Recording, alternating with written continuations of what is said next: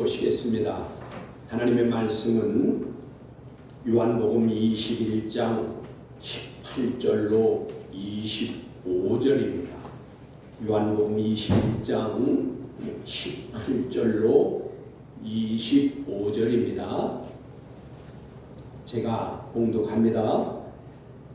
내가 진실로 진실로 내게 이르노니 내가 젊어서는 스스로 띠띠고 원하는 곳으로 다녔거니와 늙어서는 내 팔을 벌리리니 남이 내게 띠띠우고 원하지 아니하는 곳으로 데려가리라. 이 말씀을 하시는 베드로가 어떠한 죽음으로 하나님께 영광을 돌릴 것을 가르치시니라.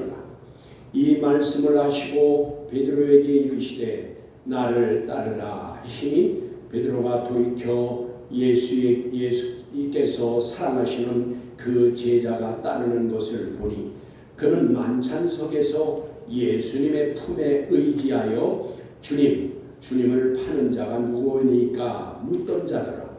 이에 베드로가 그를 보고 예수께 여짜오되 주님, 이 사람은 어떻게 되겠사옵나이까? 예수께서 이르시되 내가 올 때까지 그를 머물게 하고자 할지라도 내게 무슨 상관이냐?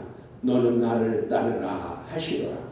이 말씀이 형제들에게 나아가서 그 제자는 죽지 아니하겠다 하였으나 예수의 말씀은 그가 죽지 않겠다 하신 것이 아니라 내가 올 때까지 그를 머물게 하고자 할지라도 내게 무슨 상관이냐 하신 것이니라. 이 일들을 증언하고 이 일들을 기록한 제자가 이 사람이라. 우리는 그의 증언이 참된 줄 아노라.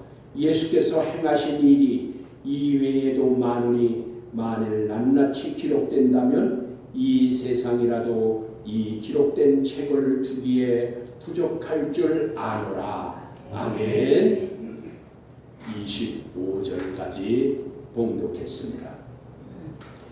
영과 진리로 예배하여 하나님 아버지께서 받으시기에 합당한 예배가 되고 하나님의 임재하심을 체험하는 은총의 시간이 되기를 축원합니다. 오늘 말씀의 주제는 너는 나를 따르라. 너는 나를 따르라. 여러분, 오늘로 요한복음 강해 설교를 다 마칩니다. 여러분 보니까 제가 어제 요한복음을 강해를 얼마에 걸쳐서 했나 보니까 2023년 12월 첫째 주에 시작했어요. 그러니까 23개월을 한 거죠. 아니 1년 11개월이면 몇 개월이요? 맞나요? 23개월이죠. 거의 한 달이 모자라는 2년을 한 겁니다. 요한복음 강해를 얼마나 자세히 했는가를 알 수가 있어요. 2년 동안을 한 거예요. 여러분 오늘 마지막 25절까지 우리가 봉독했는데 요한복음 마지막 강해입니다.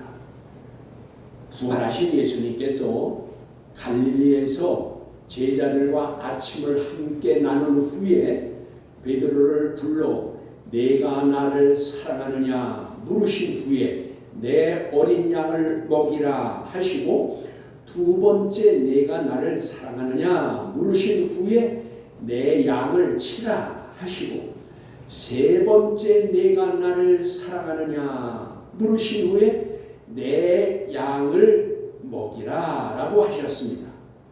예수 그리스도께서 세 번 사랑하느냐 물으신 것과 내 어린 양을 먹이라, 내 양을 치라, 내 양을 먹이라 라고 하신 세 번의 말씀의 뜻이 각각 다를 뿐 아니라 의미도 차이가 크다는 것을 증거하였습니다. 이와 같이 2차 소명을 주신 예수님께서 베드로에게 말씀하셨습니다. 오늘 본문 18절입니다. 내가 진실로 진실로 내게 이르노니 내가 젊어서는 스스로 띠띠고 원하는 곳으로 다녔거니와 늙어서는 내 팔을 벌리니 남이 내게 띠띠우고 원하지 아니하는 곳으로 데려가리라 라고 말씀하셨습니다. 예수님께서 베드로에게 내가 진실로 진실로 내게 이르노니 라고 말씀하셨어요. 이 말씀을 하실 때에 베드로는 정신이 번쩍 들었을 것입니다.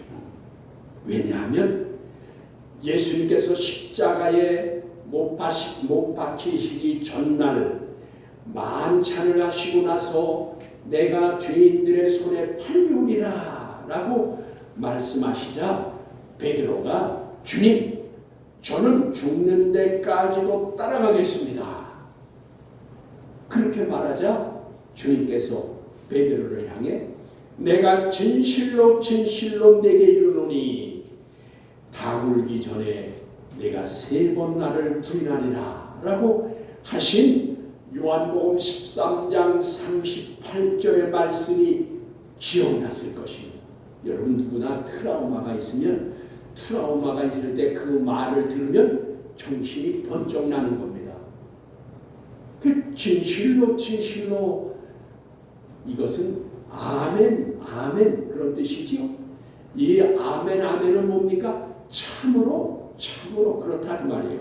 그러니까 예수님께서는 중요한 말씀을 하실 때마다 진실로라는 단어를 쓰셨는데 특히 중요하고 강조하실 때는 진실로 2번을 거듭 말씀을 하심으로 강조를 하셨단 말이에요. 여러분 근데 특이한 것이 있어요. 마태복음, 마가복음, 누가복음에는 모두 진실로를 한 번씩밖에 안 썼습니다. 다 한 번만 기록되어 있어요. 그래서 내가 또 어떻게 설교 준비를 하면서 다 찾아봤지. 마태, 마가, 누가에는 다 진실로를 예수님이 한 번밖에 안 했어요. 그런데 요한복음에서는 중요한 대목마다 진실로 2번씩을 사용했어요. 요한복음에는 2번씩 사용한 진실로가 25번이나 나와요. 그 중에 오늘 한 번이 지금 오늘 진실로 베드로에게 하신 말씀이에요. 그렇다면 주님께서 베드로에게 지금 하시는 말씀은 강조하시려는 말씀이고 이 말씀은 강조하는 말씀과 함께 베드로에게는 충격적인 그런 정신이 번쩍 드는 말씀이었다고 말이에요. 2차 소명을 주신 예수님께서 베드로의 젊은 날과 늙은 후에 즉 세월이 흐른 후에 이루어질 일에 대해서 계시의 말씀을 주신 거예요. 계시의 말씀이 뭡니까? 내가 젊어서는 스스로 띠띠고 원하는 곳으로 다녔거니와 라고 하였습니다. 이것은 무슨 뜻입니까? 이 말씀을 단어적으로 보면 옷을 입고선 허리띠를 띈다고 하는 것인데 젊었을 때는 내가 옷을 입고 그냥 내 마음대로 띠를 띌 수 있다 그런 말씀인데 여러분 이 말씀이 이제 그것은 옷을 입고 띠를 띈다 그런 말이겠습니까? 여러분 그런 말은 아니겠죠. 누구나 그거는 말하지 않아도 다 아는 건데 주님이 그 말씀을 하신 데는 의미가 있단 말이에요.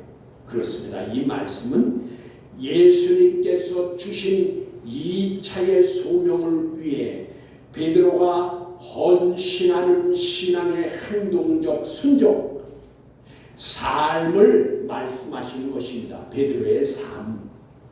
오순절 성령 역사 후에 베드로는 초기 기독교의 중심에 있었고 큰 역할을 감당했습니다. 베드로의 서신을 보아도 잘 알 수 있습니다. 여러분 베드로전서 1장 1절에 거기 이렇게 말씀하십니다.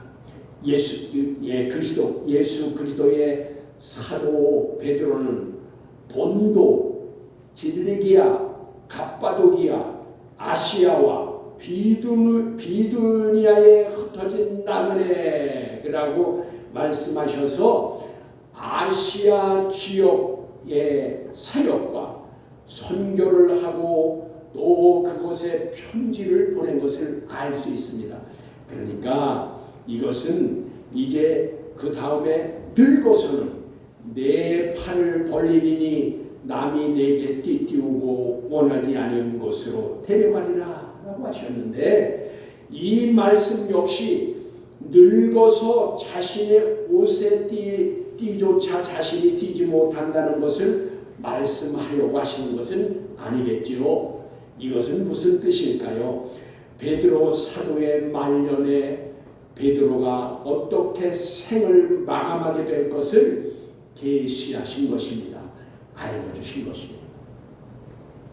여기 내 팔을 벌리리니 라고 하셨는데, 그렇게 기록되어 있는데, 여러분, 팔을 벌린다 라고 해서 이것이 한 팔을 말하는 것인지 두 팔을 말하는 것인지 우리 성경으로는 알 수 없어요. 그런데 원문에 보면 케이라스라고 해서 복수입니다.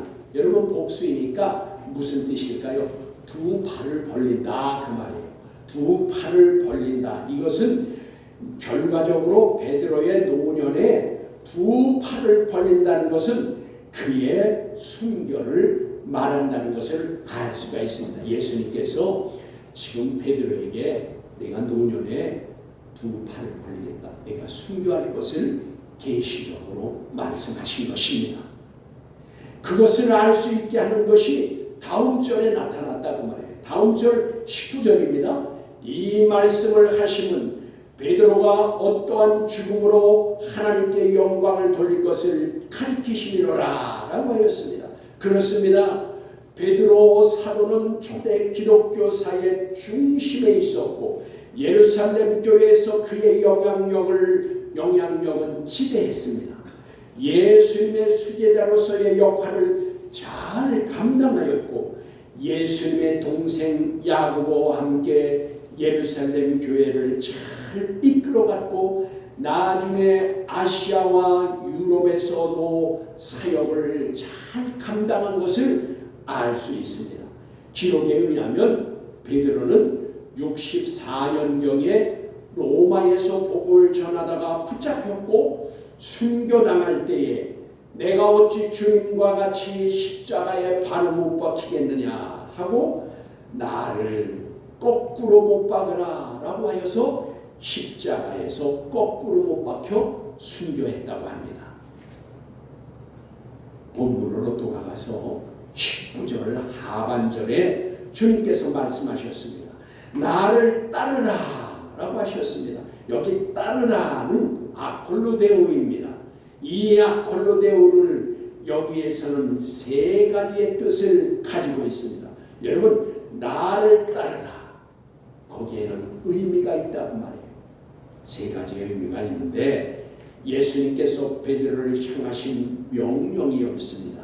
그 명령 중에 그 뜻이 첫 번째, 주님의 삶을 따르는 행동적 삶입니다. 주님이 하신 것처럼 따라가는 것입니다. 즉 하나님께서 하라는 말만 하고 하나님께서 하라고 하신 일만 하셨던 예수님처럼 그렇게 따라가는 것입니다. 이것이 이러한 또 성도들도 이와 같이 하나님 나라를 유업으로 받으려면 따라가야 되는 것입니다. 여러분, 요한계시록 14장 4절의 말씀에 이렇게 말씀하십니다. 이 사람들은 여자와 더불어, 여자라는 것은 즉 세상과 더불어 더럽히지 아니하고 순결한 자라, 어린 양이 어디로 인도하시든지 따라가는 자며, 여기 따라가는 자지요. 사람 가운데서 속량함을 받아 어린 양에게 속한 자들이니라. 아멘. 예수님 여기에 어디로 인도하든지 따라가며가, 여기 따라가며가 아콜로데오, 똑같은 단어입니다. 오늘 본문과 함께 베드로에게 나를 따라오라 라고 한 아콜로데오예요. 그러니까 예수님은 베드로에게 어린 양이신 영원히 죽지 아니할 부활하신 예수님께서 이끄시는 대로 따라오라는 것입니다. 두 번째는 제자로서의 삶을 따라오라는 것입니다. 제자의 삶이란 무엇입니까? 여러분 마태복음 16장 24절에 이렇게 말씀하십니다. 이에 예수께서 제자들에게 이르시되 누구든지 나를 따라오려거든 자기를 부인하고 자기 십자가를 지고 나를 따를 것이니라. 여기 따르는 것이 바로 아콜로데오입니다. 여러분 자기 십자가를 지고 예수님을 따르는 삶이 제자의 삶인 것입니다. 예수님을 믿는 자라면 누구에게든지 자기 십자가가 다 있습니다. 다른 사람이 십자가가 아니에요. 어떤 여자 권사님이 말입니다. 믿지 않는 남편이 속 좀 썩이면 아유 저 화상이 내 십자가야 라고 말합니다. 어느 며느리가 말합니다. 시어머니가 좀 깐깐하면 아유 정말 나의 십자가야 라고 얘기합니다. 아닙니다. 여러분 예수님께서 말씀하신 자기 십자가란 자기 자신이 져야 할 십자가이지 다른 사람이 십자가가 될 수 없는 것입니다. 그러니까 여러분 우리가 말을 할 때도 그래서 알고 말을 해야 돼요. 남편과 시어머니나 나하고 사이가 좋지 않은 사람이 나의 십자가가 아니라 그 말이에요. 자기 십자가는 자신에게 있는 겁니다.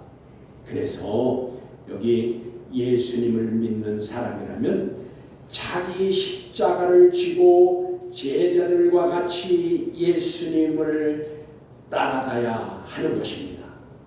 세 번째, 주님을 따르는 순교의 삶입니다.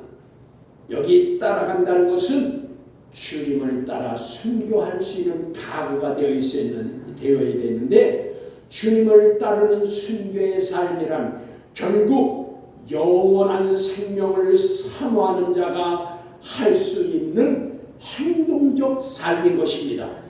여러분 세상을 사랑하거나 세상을 따라가는 사람들은 주님을 따라 살 수가 없는 것입니다.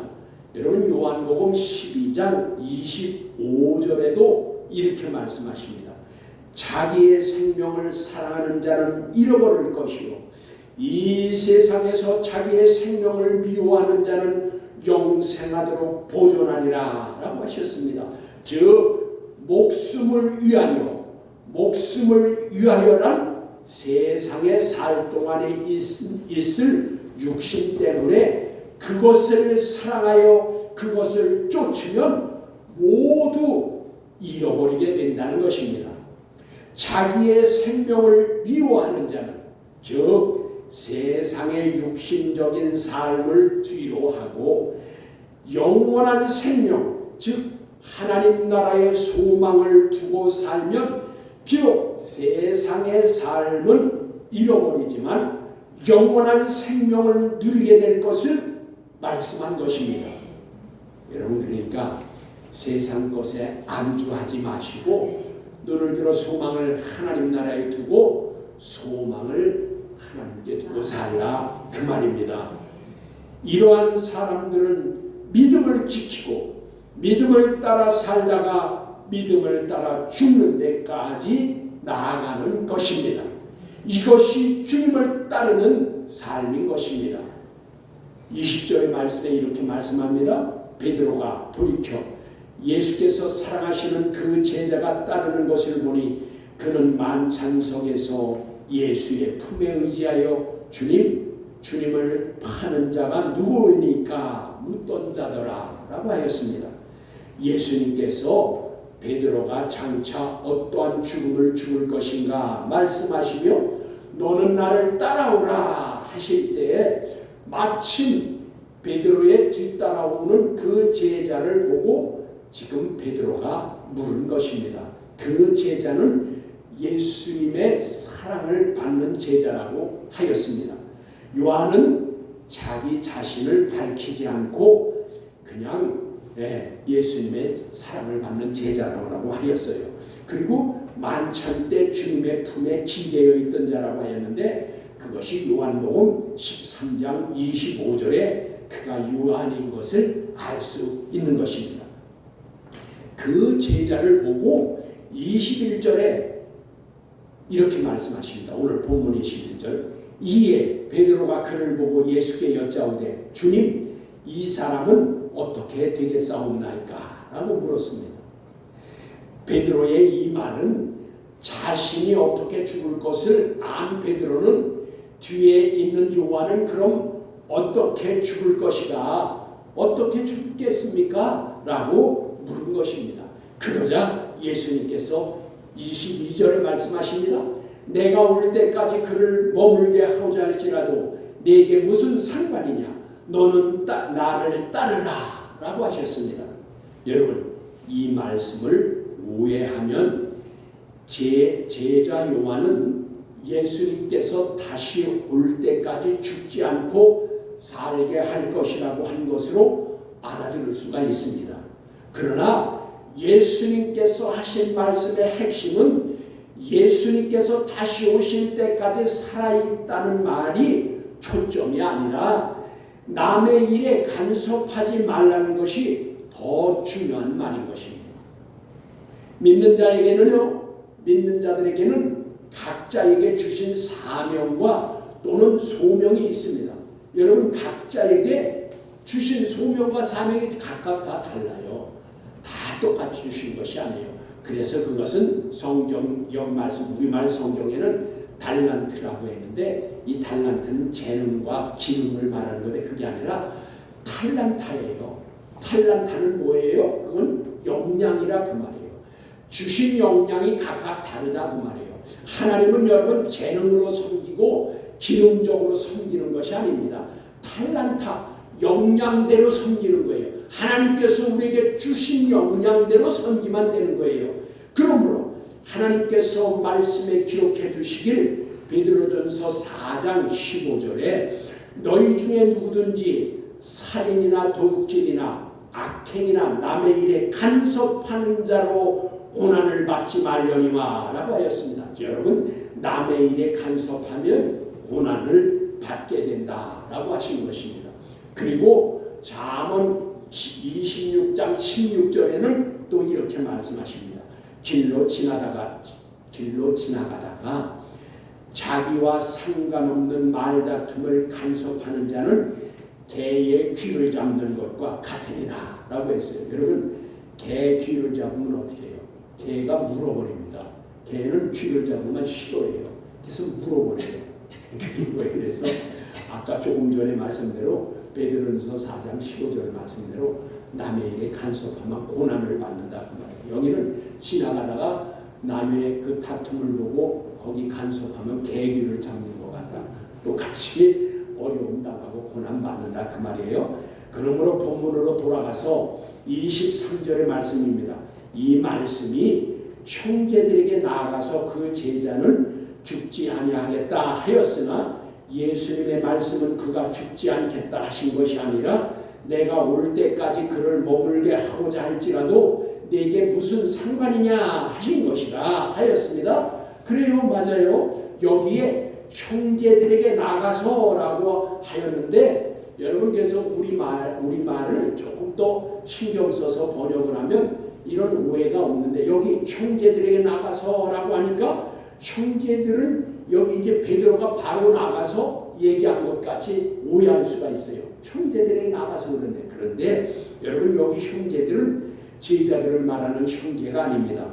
아델포스. 여러분 그 당시는 예수를 믿는 사람들을 다 형제라고 했습니다. 그러니까 예수를 믿는 자들에게 그 전해진 여기서 그들을 말하는데 믿는 형제들 아델포스의 형제를 말하는 것이고 그리고 나가서라고 하여서 베드로가 예수님의 말씀을 듣고 바로 나가서 전하는 것 같이 그렇게 되어 있는데 그게 아니라 이 말 뜻은 나가서라기보다 퍼져서라는 것입니다. 퍼져서.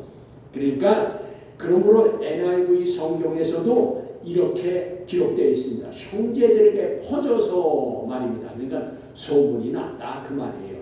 그러니까 베드로가 나가서 얘기한 것이 아니라 베드로 그 형제들에게 그런 말이 퍼졌다 그 말이에요. 그러므로 23절은 이러한 뜻입니다. 예수님의 말씀은 베드로야 너는 나를 따르라 이고 요한은 머물러 있다고 할지라도 이것은 내가 상관할 것이 아니다 라는 것입니다. 즉 나를 따르는 것과 머물러 있는 것 모두 나의 영광을 위한 것이므로 각자의 몫이니라. 즉 각자 소명과 사명이 있다 그 말이에요. 베드로가 그렇게 죽는다고 해서 요한도 똑같이 그게 죽으라는 것이 아니다 그 말이에요. 베드로야 너는 나를 따라와. 아까 세 가지가 있었죠. 그런 뜻이고 요한은 내가 남겨둘지라도 나의 그 소명과 사명이 있으니 내가 남겨두는 것이야. 그런 뜻입니다. 그러니까 너는 간섭하지 마라 그 말이에요. 이와 같이 저와 여러분도요 신앙생활을 할 때에 남과 비교하여서 허영이나 다툼이나 시기와 질투가 아닌 하나님께서 내게 주신 것 중에 내가 잘 할 수 있는 것으로 낮은 마음으로 형제 사랑을 하고 이웃을 사랑하고 내가 주님을 위해서 교회를 위해서 헌신하면 되는 겁니다. 다른 사람과 비교해서 질투와 허영과 다툼으로 하지 말라 그 말이에요. 예수님의 마음으로 하면 가장 좋은 열매로 주님의 영광이 드러나는 것입니다. 예수님과 베드로의 대화로 알 수 있는 것이 무엇입니까?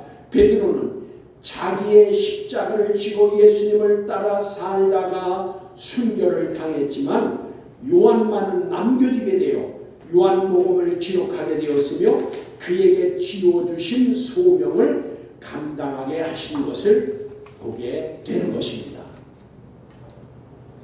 24절에 이렇게 말씀하십니다.